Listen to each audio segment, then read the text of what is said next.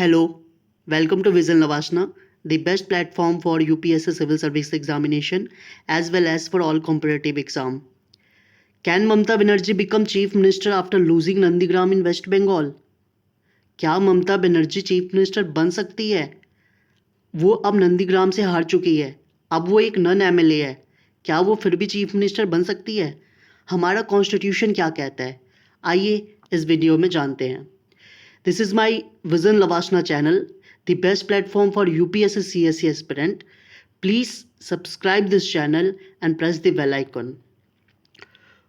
What were the consequences of Bengal election? Bengal election की consequence क्या हुई? टीएमसी जो कि एक ममता की पार्टी है और बीजेपी जो कि एक मोदी की पार्टी थी, दोनों के बीच में एक फाइटिंग चल रहा था, बट टीएमसी 213 वोट से जीत जाती है।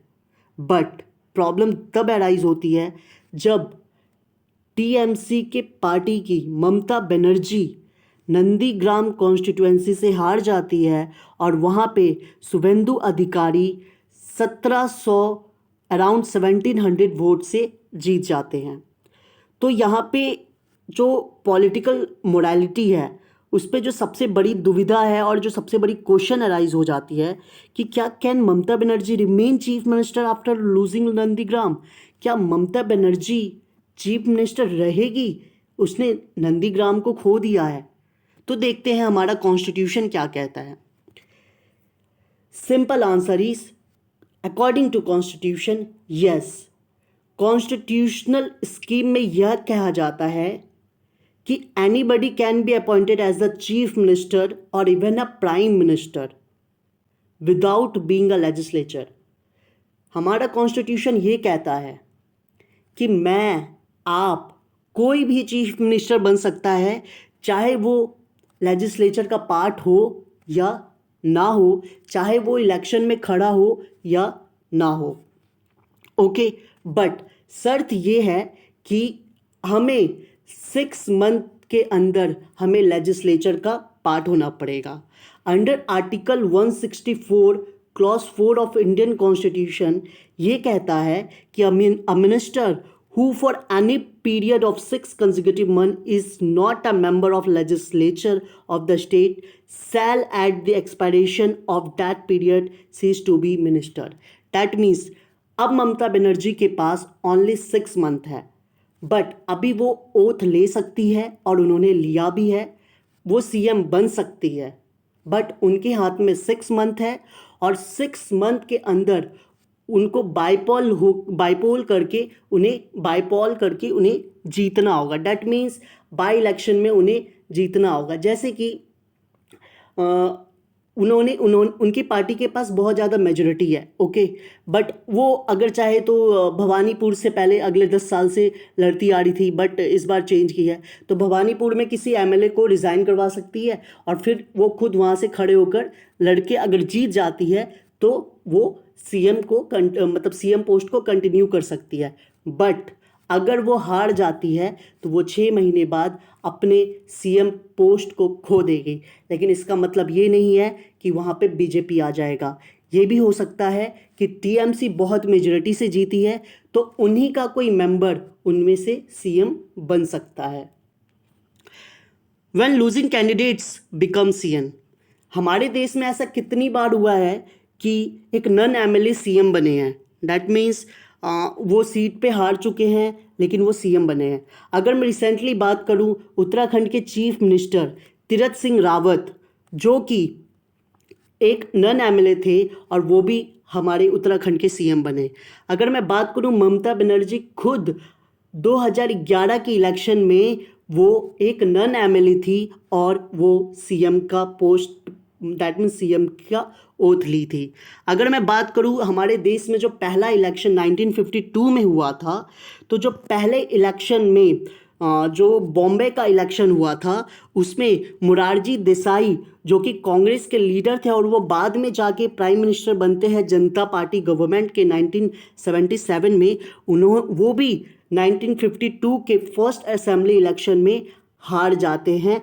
बट वो एक बहुत ही इन्फ्लुएंशियल लीडर थे, इसीलिए उनका गवर्नमेंट को छोड़ना कांग्रेस पार्टी को सही नहीं लगा, तो कांग्रेस लेजिस्लेचर पार्टी जो थी बॉम्बे की, उन्होंने उनको फिर से इलेक्ट कर दिया और मोरारजी देसाई को फिर से as the chief minister appoint कर दिया गया। अगर मैं बात करूं उसी सेम ईयर में सी राजा गोपालचारी, जो कि हमारे इंडिया के लास्ट गवर्नर ऑफ इंडिया थे, जिस पोस्ट को आज प्रेसिडेंट ऑफ इंडिया में कन्वर्ट किया गया है, ये तो डर से इलेक्शन ही नहीं लड़े थे। इनको डर था कि कहीं मैं हार गया तो मेरी काफ़ी इंसल्ट होगी, तो मद्रास के इलेक्शन में इन्होंने तो पार्टिसिपेट ही नहीं किया था, बट ये वहाँ के चीफ मिनिस्टर बने थे क्योंकि ये उस टाइम पे एक लेजिस्लेटिव काउंसिल के मेंबर बन चुके थे। दैट मीन्स वो उस टाइम लेजिस्लेटिव का open election of legislative council से नहीं आए थे। That means Madras legislative council में एक कोटा था, मद्रास चैम्बर ऑफ कॉमर्स, उस कोटा के थ्रू उन्हें एक लेजिस्लेचर का पार्ट बनाया जाता है और फिर वो मद्रास के सीएम बन जाते हैं। अगर मैं बात करूं लेजिस्लेचर का, तो लेजिस्लेचर में दो बॉडी आती है, एक आती है लेजिस्लेटिव असेंबली, एक आती है लेजिस्लेटिव काउंसिल। लेजिस्लेटिव काउंसिल हर एक स्टेट के पास नहीं होती। अगर मैं बात करूं 2019 में, तो 2019 में लेजिस्लेटिव काउंसिल 7 स्टेट्स के पास थी। That was Jammu, Uttar Pradesh, Bihar, Andhra Pradesh, Telangana, Maharashtra and Karnataka. 7 state के पास थी, बट जम्मू कश्मीर अब स्टेट नहीं रहा, वो यूटी बन चुका है। तो आज के दिनों में ओनली 6 स्टेट्स के पास लेजिस्लेटिव काउंसिल है। तो जो भी स्टेट्स के पास लेजिस्लेटिव असेंबली और लेजिस्लेटिव काउंसिल होते हैं, उन स्टेट को कहते हैं bicameral state. But the problem is that Bengal is not a bicameral state, Bengal is totally a unicameral state. Okay, What if CM loses bypoll? Suppose 6 month बाद ममता का जब बाई इलेक्शन होता है तो उसमें भी ममता हार जाती है, तो उस कंडीशन में क्या होगा? क्या ममता फिर से सीएम बनेगी? नो, सुप्रीम कोर्ट ऐसा कभी नहीं कहता। सुप्रीम कोर्ट कहता है कि अगर एक बार बाईपोल हो रहा है तो उसको दोबारा रीअपॉइंट नहीं किया जा सकता। पहले ये होता था, बट अब इसे 2001 के बाद से हटा दिया गया, जो कि मैं आगे के स्लाइड में बताऊंगा। क्या अगर लॉस, दैट मीन्स अगर कोई सीएम बाईपोल को भी लॉस करता है तो क्या होगा? आइए कुछ पास्ट की बातें देखें। अगर मैं बात करूं 1970 की, तो उत्तर प्रदेश के चीफ मिनिस्टर त्रिभुवन नारायण सिंह, उन्होंने बाईपोल को लॉस किया था, तो उन्होंने तुरंत इमिडिएटली रिज़ाइन दे दिया था। बट अगर मैं बात करूं 2009 की, तो झारखंड के जो चीफ मिनिस्टर थे शिबू सोरेन, जो कि current chief minister Hemant Soren के फादर थे, वो भी बाईपोल हार चुके थे। दैट मीन्स उस टाइम तो बाईपोल नहीं हारे थे, दैट मीन्स वो इलेक्शन हार गए थे, फिर जाके वो रीअपॉइंट हुए, फिर वो बाईपोल हार गए। उनसे पहले, बाईपोल होने से पहले ही अंडर प्रेशर था किसका? कांग्रेस का। वहाँ पे जो एलाई कांग्रेस थी, गठबंधन में कांग्रेस थी, उनकी प्रेशर थी, जिनके कारण से सोरेन ने भी रिजाइन दिया और फिर 2009 में झारखंड में प्रेसिडेंट रूल इम्पोज हो गया। What supreme court said on non MLA be reappointed as CM? Supreme court क्या कहता है कि क्या नन एमएलए सीएम के पद पे रीअपॉइंट हो सकते हैं? तो सुप्रीम कोर्ट ने 2001 में the idea of reappointment as a chief minister को रिजेक्ट कर दी थी। क्यों रिजेक्ट किया था सुप्रीम कोर्ट ने? ये मैटर रिलेटेड करता है जब तेज प्रकाश सिंह, जो कि फॉर्मर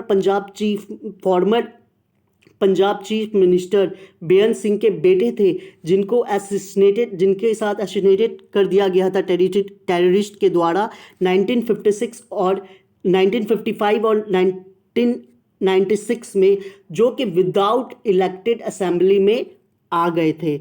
तो इनके बाद सुप्रीम कोर्ट थोड़ी एक्टिव में आती है और ये जो reappointment as a chief minister का जो फंडा था, जो आइडिया था, इसको रिजेक्ट कर देती है। और ये केस उनकी तरफ भी ध्यान में जाता है जब जयललिता, जो कि फॉर्मर तमिलनाडु चीफ मिनिस्टर थी, उनको चीफ मिनिस्टर के पद पे लड़ने का कोई अलाउ नहीं दिया गया था। डैट मीन्स उनको इलेक्शन कंटेस्ट कराना डिस्क्वालीफाई था, बट फिर भी वो चीफ मिनिस्टर बन गई थी, वो एक नन एमएलए बन गई थी रीअपॉइंट होकर।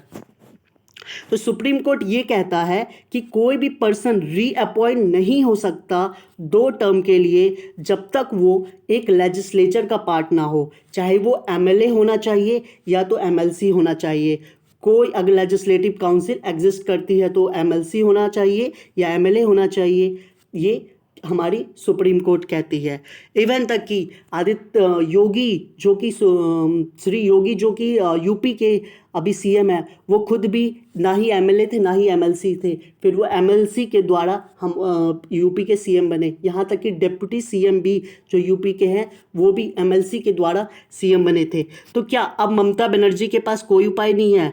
ममता बनर्जी के पास अब सिर्फ और सिर्फ एक ही उपाय है कि उनको 6 मंथ के अंदर एक लेजिस्लेचर का पार्ट बनना होगा। अब उनके पास 2 ऑप्शन नहीं है, दैट इज एमएलसी और ऑप्शन उनके पास नहीं है।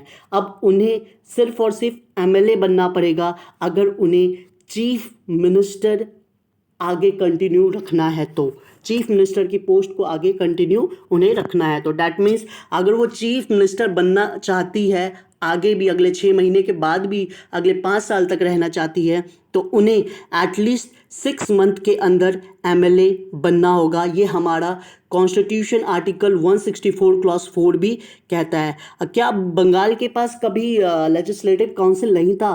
बंगाल के पास लेजिस्लेटिव काउंसिल था, बट बंगाल ने इसको 1969 में एबॉलिश कर दिया। होप शो मैं आपको समझा पाया हूँगा कि क्या वो सीएम बन सकती है या नहीं, और क्या हमारा कॉन्स्टिट्यूशन कहता है। तो this is the end of the video. Please do subscribe and like this channel. Share to those who is curious to acquire knowledge and dream is to approach Lavasana. Stay Triple H, happy, healthy and handsome.